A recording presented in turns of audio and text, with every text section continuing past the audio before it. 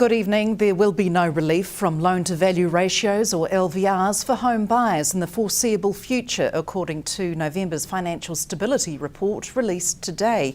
Reserve Bank Governor Graham Wheeler says the New Zealand financial system remains sound and continues to operate effectively. He says the reduction in house price inflation and housing credit growth are welcome developments, along with increased residential building. However, he says there remains a risk of a resurgence in housing inflation, particularly in light of strong immigration flows. As a consequence, the Reserve Bank will not be easing LVRs at this time. The justice sector has continued to make progress against its better public service targets, with further decreases in total crime and youth crime in the last quarter. Since June 2011, the total crime rate has dropped 17%, a 1% drop in the June quarter, and the youth rate has dropped 33% since 2011, with a 4% drop in the June quarter. Justice Minister Amy Adams says that over the last 3 years, violent and youth crime have continued to fall dramatically, with crime at a 35-year low. While reoffending is down 12% and the violent crime rate is down 11% since 2011, the reoffending rate did not change in the June quarter, and violent crime increased slightly by 0.8%. Two elderly people were taken to Southland Hospital by ambulance just before lunch this morning after their vehicle hit a traffic light in the Invercargill suburb of Waikiwi. The elderly couple were removed from a Nissan hatchback after it came to rest on a fence at the Bainfield and North Road intersection. The vehicle was travelling west on Bainfield Road, and police say although investigations are continuing, it appears the driver may have blacked out from a medical condition. Police have spoken with occupants of the vehicle and say both are well. Police conducted points duty for around an hour while the vehicle was towed from the former Waikiwi school.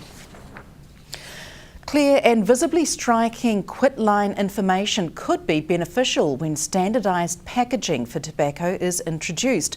Online research by Otago University shows smokers rated responses to 8 different packing formats, testing perceptions of alternative information formats and design impacts. The 2-panel format with a brief affirming message and quitline contact information was consistently rated as most effective by the 608 Kiwis involved in the study. Vicky Ambrose of the Cancer Society says plain packaging is having a marked effect in Australia, and evidence shows it's working as predicted, with a decline in tobacco consumption and smoking prevalence. The plain packaging bill is currently sitting on the legislative agenda. There will be bigger trucks on Southland roads, with the Southland District Council now allowing 50-tonne trucks access to travel, increasing capacity by 6 tonne. SDC is seen as one of the last regions to enable 50 max trucks on its roads, the delay due to balancing economic benefits while not burdening the region's 5,000 kilometres of roading network. There was quite a bit of uncertainty, particularly at the start of when they introduced HPMVs, as to how much impact that would be and what are the actual benefits that could be gained by introducing these heavier vehicles. So what are the benefits, essentially? The primary benefit is probably around the efficiency gains of having potentially less vehicles on the road to transport the same amount of goods or the same amount of stock or milk. So it's an increase in productivity, I suppose, in short, is the biggest gain. As far as speed goes, are there any speed restrictions on the new 50-tonne vehicles? The speed restrictions remain the same as what would be for a Class 1 vehicle. And in terms of, mentioned the bridges earlier, some of our bridges do have speed restrictions over them for the heavy vehicles, so those same speed restrictions would apply. One of the changes will be stock capacity. They're going to be able to carry more stock, which effectively means more effluent. Do we have enough stations in Southland to support that? Currently in Southland there isn't actually a large number of stations. There's one that's going to be constructed above Mossburn, from my understanding, on the State Highway. Southland, to some degree, is probably unique in that there's not a lot of long distance transport coming towards Southland, as far as I'm aware. It generally tends to be away. So as part of the 50 max component, there's no requirement to increase the capacity. it is really up to those operators. Those road users are paying a higher road user charges to use those vehicles on Southland roads? The road user charges won't be any different to Southland as what they would be for the rest of the country for those same vehicles. So from that perspective, it's the same. However, Southland District Council has got what we call a differential roading rate system, and it does tend to target more, I suppose, the heavy vehicle, those vehicles that are causing damage, or the activities, should I rather say, that cause the damage on the road. The world of fashion stepped it out on the stage last night at the annual Chrysalis graduation show. Axis is the collaborative graduate event created by Year 3 Bachelor of Fashion students at the Southland Institute of Technology. There was more than just fashion on show though, with fellow students providing live entertainment as over 100 garments were modelled on the catwalk. Each student enters one couture piece and 5 garments as part of their collection, and last night's lighting, hair, makeup and sound all came together to showcase students' efforts. A screening from film and animation students added to the visual creativity on show. Do stay with us after the break. Small community regeneration expert Bob Neville.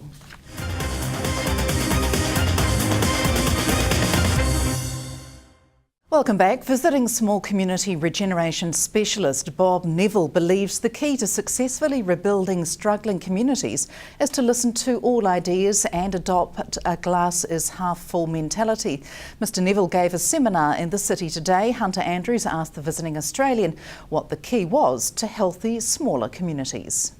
Community is a bit like a garden. If you keep regenerating new seed ideas, which what a lot of communities are not doing because they don't know how, you'll get new regeneration of new growth, mostly micro in its context.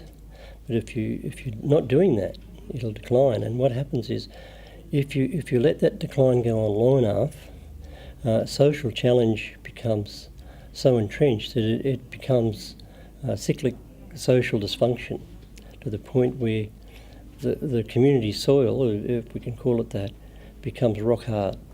People accept their fate and decide, well, nothing's going to get better, I'll accept the way it is, and I don't care anymore. You can't grow seed in concrete or rock, and that's what happens.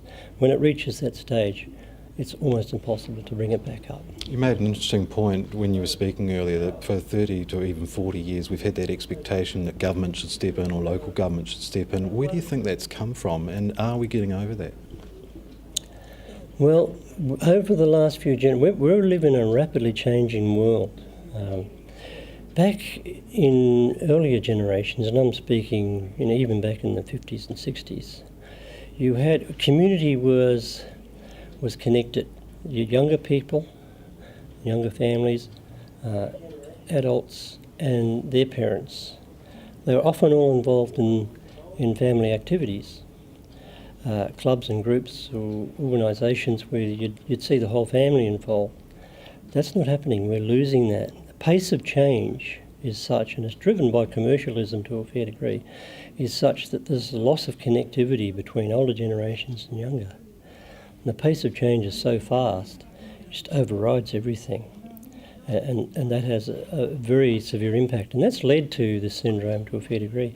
And the expectation, the greater dependency on welfare, the slide into that for a range of reasons, and the expectation that government should fund this and do that, it's just become more and more entrenched. Whereas our pioneering families, they had the ideas and they got in and did it. They raised the money or they did the work. They didn't wait for government to give them some money to get a backhoe in. They just gone in and dug the hole. It sounds like you're an advocate for listening to ideas within the community and not dismissing ideas out of hand. Just get involved. I think you said 20 ideas and 1,000 should be listened to out of 1,000 people. Yeah, well, that's where communities came from individuals' ideas. Every business that was ever established came from one idea from one person. Every project in a community that was established started as one idea with one person and grew from there. And those ideas exist at the rate of 20 per 1,000 population per year. But today we don't take them seriously. And what we need is a process where we can capture those ideas, bring them together, quickly assess them, and then if they have potential to be moved forward, provide the opportunity for those people to do so. We have South Alive within Invercargill, and there's also regeneration going within Glengarry. Have you got any tips for them? How long's a piece of string? I've got tons of it, but put it in simple terms, community organisations often struggle because they have no process. Often they have a great idea, but a bit like someone standing on the edge of the Grand Canyon, they see where they want to go on the other side, so they just take a running jump and end up with free fall for a while, and they enjoy that, and then they hit the rocks and wonder what happened. What they need is a bridge across, and that is a process that will enable them to look at their own ideas and work out, okay, how do we do this in a logical way without making it complicated? And that's so important as well. In those smaller communities, there's Blackmount or other smaller communities around where those central industries have gone. Is there a chance to revitalise those, or are they, as some people quite callously say, zombie towns with ageing populations and no young people? I find that term quite offensive in many ways. If I lived in a so-called zombie town and someone called it that, because people who live there probably love that community, and some of them would love to see positive change. But instead of categorising them as a place of no return, what we need to do is look at the seed opportunities that are still there and encourage them to regenerate. They may not have the same community they had before. The industries that are gone, and they'll probably never come back. But they can look at new opportunities, and the opportunities, I said, they're there at the rate of 20 per thousand population per year. And you only need a small percentage of those to regenerate, and you've replaced the ones that are falling away. And that's how they were established in the first place. And that's it from us. Weather's up next, followed by sport with sports journalist Joseph Romanos. From the news team, it's good night.